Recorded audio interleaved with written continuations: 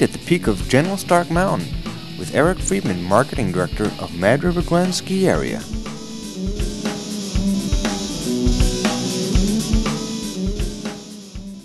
So what makes Mad River so unique? Oh, what doesn't? I think there's a whole combination of things. It's the single chair, the natural snow skiing, the co-op ownership, and I think one of really what sets it apart from all the other ski areas really is just the terrain, and that's the reason that people keep coming back here. Like I said, there's a lot of things that make up what's unique about Mad River, but I think it's the terrain and the mountain itself that really set it apart from everything else. Well, the co-op, I guess to understand the co-op, you have to understand a little about the history of the mountain. Mad River was started by a gentleman named Roland Palmetto, who was one of the original investors at Stowe. And in 1947, after coming back from World War II, after fighting World War II, he decided that Stowe had become too commercialized, which imagine what he'd be thinking today. And he decided that he wanted to start his own ski area where sport and not money was going to be the overriding concern. And so it started out from day one as a very different sort of a ski area. And so there was, really, like I said, there was, from day one it just started out very differently, and it's always been that way. And when Betsy Prout, who ran the ski area for the last 25 years before the co-op, decided she wanted to sell the ski area, she got a lot of offers from a lot of people, and she felt as though she wanted to sell it to the only people she felt she could trust to protect and preserve what we have here. And she felt the only people that she could trust were the skiers themselves, because they were the ones that had the appreciation for it. So the co-op started in December of '95, and we started selling shares. And the conventional wisdom in the business was that we weren't going to make it, and it's been 5 years plus now, and we've proved them wrong. And we're doing very well. And the way that it works basically is that every shareholder that buys a share has a $200 obligation that they have to pay each year, which they can use towards their season pass or day tickets or however they want to do it. And for most of us, it's money that we'd spend anyway, but it guarantees us a certain level of income to get us through the lean years. It's really interesting. The co-op shareholders really only represent 35 or 40% of the income at the ski area, but it's a very important part of it because it's our best customers. We very much rely on the weekend day tickets, obviously, and it's a big part of our income. And we don't want to. We're not a private club. I think when a lot of people think of the co-op and they think of selling shares, they think private club, and we're about as far from that as you can get. I always like to make that clear. We have to have the regular skiers just coming up here and using it, and we certainly invite everybody out. Well, we've been in business for 50 years plus, and we're here on a nice warm day, and in the end of March, and there's still plenty of snow out there, and we wouldn't have been in business for 50 years if there wasn't snow up here most of the time.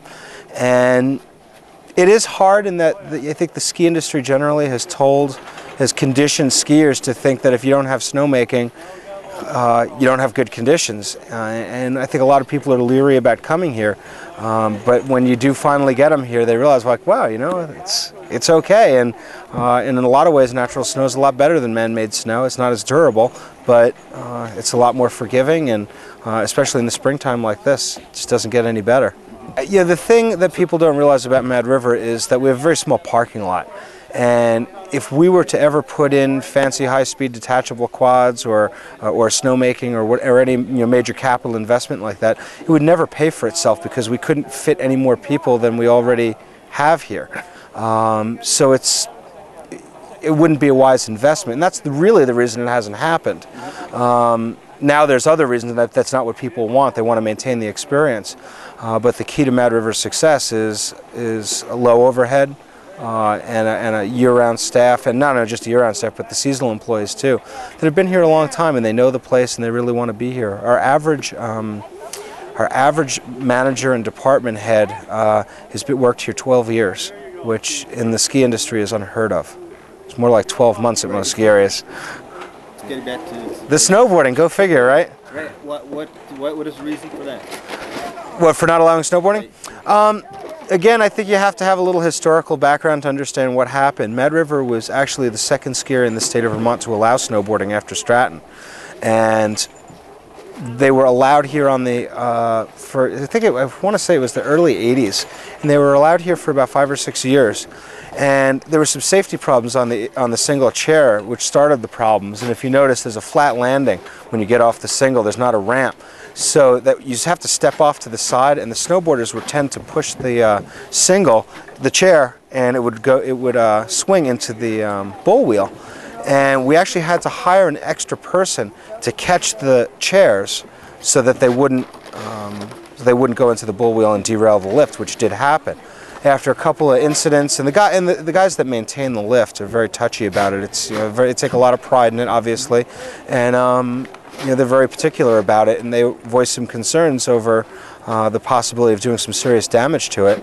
So Betsy, who was the owner at the time, decided that she wanted to ban them from the single chair, let them on all 3 other double chairs at the mountain, and if they wanted to hike up, they were certainly welcome to hike up.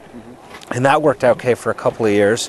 And then there were some grumblings from some of the snowboarders, and after a very kind of much publicized and now famous incident in a supermarket where a couple of kids, snowboarders, went and accosted Betsy in the supermarket with a video camera, she decided that she wanted to ban them completely.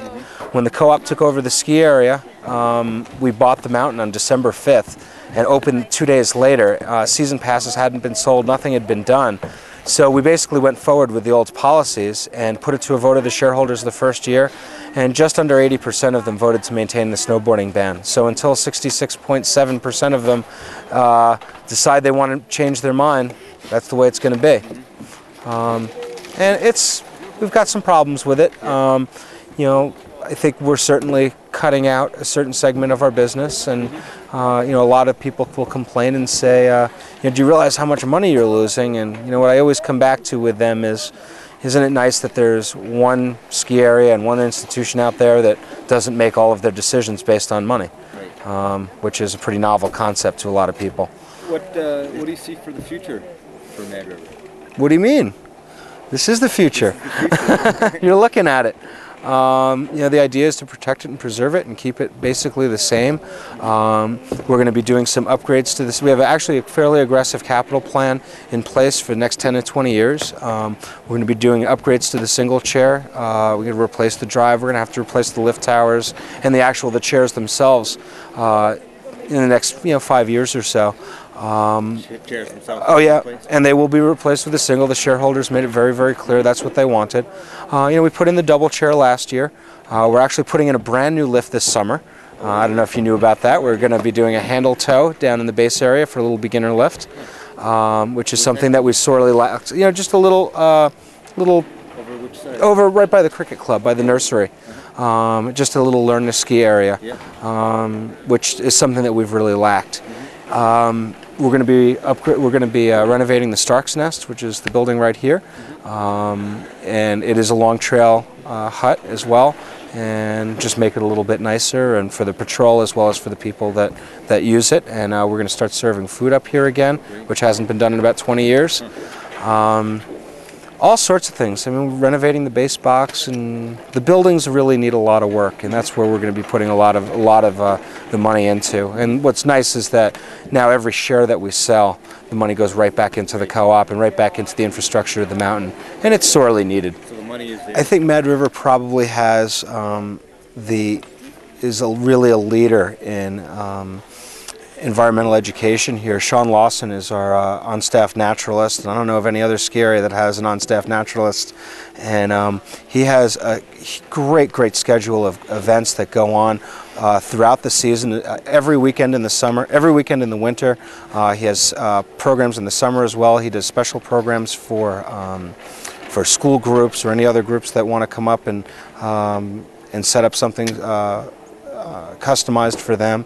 And it ranges from full moon snowshoe hikes to spring wildflower walks to fall foliage rides, snowshoeing treks into Fen Basin, which is the adjoining property, which is a nature preserve. They've just done such a super job, and it's really catching on too. More and more people are taking advantage of the programs. We have a junior naturalist program that they do, and can't say enough. They've just done such a phenomenal job there. What about off-season activities? We do. We have a limited amount of off-season things going on here. In August each year, we do the Vermont State Barbecue Championships, which is going to be August 18th and 19th this year. We have a couple of movie nights going on. We do outdoor movies, which are really terrific. Under the Stars, it's great. We have a shareholders barbecue. The naturalist programs are going on. But for the most part, we don't do a lot. Any concerts? No, we've done them in the past, and we will do them. There's nothing planned for this summer, but it's something that we entertain it, and we'll do it on a case-by-case basis. But I don't think you'll ever see us doing, a series of concerts here. And it's, the best thing in the summer is just people coming up and hiking up on the mountain. In the future, we have some other plans for some other things. I guess that's something else I should probably tell you about. Is the co-op has a right of first refusal on an additional 800 acres that Betsy Pratt still owns, and what we're hoping is to be able to buy that land, put it into land trust. It's great backcountry skiing. A lot of people ski there now, but that would really give us some a real big asset in terms of the naturalist program. It's over on this side, in between Mad River and Sugarbush, and the National Forest over there.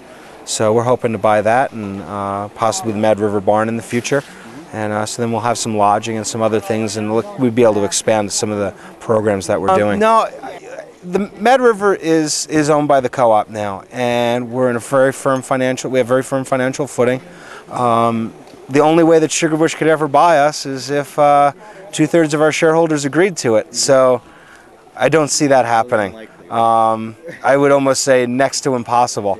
And and I think they've got their own issues and their own problems to worry about. And I think the best thing about the valley is that you have two great ski areas, and we have Mad River, which offers a very, very unique experience, and you have Sugarbush, which is a really great ski area with with Mount Ellen and Lincoln Peak, and we got the best of both worlds. So I think when we go out, and we're working a lot closer with Sugarbush in a lot of ways too. We've come up with a joint ticket program where people that come up for more than 3 days at a time can get a ticket that's good at both ski areas, and we're getting along better and better than we ever have. And that's what we have to offer in the valley, and I think the people, the skiers in the east, will realize that we have something that no other resort area in New England can offer. We certainly have better terrain than any other ski areas around. Tell us about Mad River Glen. Ski it if you can. All right.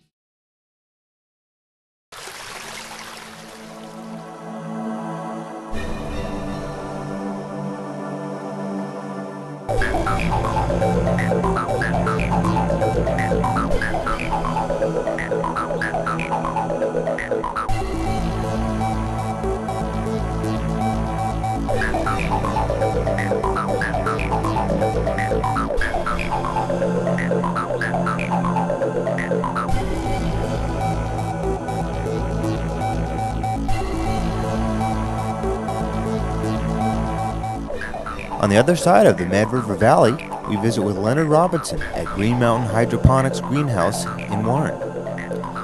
Leonard grows tomatoes, other vegetables, and herbs hydroponically.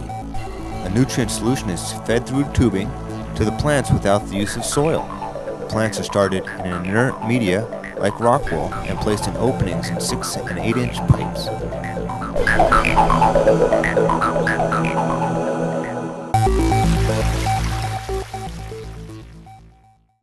So you have this system running all year long? Yeah. And you get tomatoes all year, or just during the summer? We're only into it 1 full year so far. We started last spring, and actually didn't get this building added on until late last fall, so our plants started dying back. So we terminated and started from scratch Christmas Day. We actually picked tomatoes from our old plants Christmas Day, ripped out the old plants and had new ones all ready to put in place, and then we started picking March 15th. Our idea is once we have both houses up and going, have staggered seasons so that we have consistent picking year round, and eventually have we've got enough power put in so we can have another large greenhouse right in here. Yep. So where are you selling? Just to like Murons? Murons, the farmer's market, right here. We got a lot of customers that come right here. Selling strictly wholesale or retail, both? Or? We do both. We're trying to make the transition into more retail here, and we're finding since I've started, well, I actually had to pull out of the farmer's market because I'm running out of produce. But more and more locals are starting to come here. Find you. Sure. And they're finding I sell it a little bit cheaper than the store because I don't have to. Right. So they're saving and I'm making more. Right. And I'm doing less work doing it. Now there's basil down there, and this was lettuce, but we just ripped it out because it just.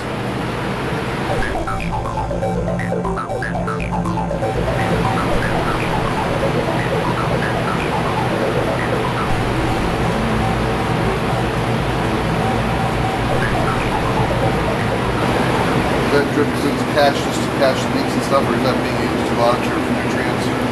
Well, we do both. We catch it, monitor it, dump it back in here, reblend it, and then send it right back through the system. 1 or 2, 1 or 2. Okay, I see. In the new system, it's going to be piped automatically into a collection tank, and then I need to buy some more monitors so I can monitor it, reblend it, and then pump it back to the. Learning from our early mistakes. Do you know where the tomato plants start and end now anymore? Or? Well, right now they're probably around 25 feet long. When you drop them, you just move them around? Just move them around. Call it leaning and lowering. These particular plants were planted in place Christmas Day. Started picking March 15th, and they would grow until Christmas again, but as soon as we get that house producing, this one's getting ripped out. We've got this house set up with the lighting, which seems marginally adequate. I want to buy 2 more lights and run 6 in here rather than 4. We're making our own homemade system out of 6-inch PVC pipe. Kind of a cross between drip irrigation and the Aeroflow, using the pipe design of the Aeroflow with the drip irrigation. It seems to work pretty well. We started out with 4-inch pipe in the other house, but found that we needed a little more water reservoir, so we've upgraded the system. Getting the pipes laid out nice and level now, so everything flows evenly, and keep them off the ground for the winter cold. But this row here is going to be sweet peppers, and then the rest of these will be tomatoes. You're finding you can go ahead and run the same nutrients for your tomatoes and peppers? Well, what I did in there, and they seemed to work great, was I ran the nutrients through the tomatoes, took what I collected, fed it directly to the peppers. The peppers did great. So this time I'm going to try to put the peppers right in. Still experimenting. I haven't been able to find a lot of, well, of course I haven't done a lot of looking because I've been too busy, but I haven't found a lot of literature on specifically growing peppers, except that they're in the same family as the tomatoes. So this is actually a used greenhouse I bought, but there'll be a collection pipe at both ends running into a collection tank. So you have it topped in the middle. Rockwool cubes. Drop it right in. Yeah, this is my own hybrid design. little labor intensive, but cost effective. So what do you use for nutrients? Buy a Prop King, a Hydro Grow, and then the calcium nitrate, the potassium nitrate. Run it up to close to 3. Right now I'm trying to keep it down around the 23. And they say the pH between 5.5 and 5.8, so your drippers don't plug. When they're up above 5.8, you get some calcified for it. Yeah, and then the drippers plug up, which I had that problem. 5.5? That seems low, no? From what everybody else says, that is low, real low.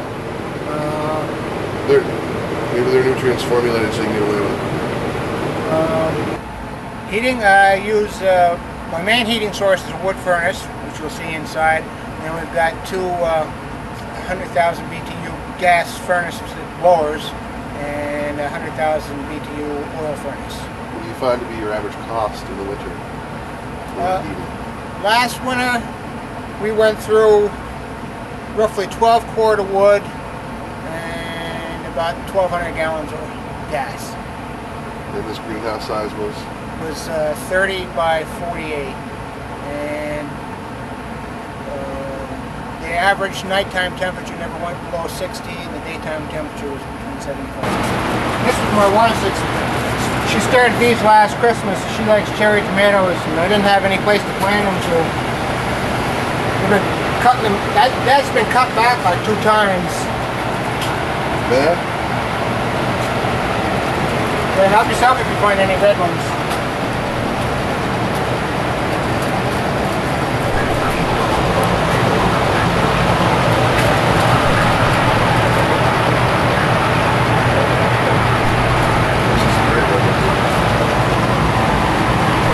A little one just waiting to be picked. Yeah, she's missed a few here. That's a nice sweet one. We got some What variety are these? sweet 100s. Yeah. We got some peppers growing here that just growing the same way. Never did get a chance to some orange ones and some purple ones. And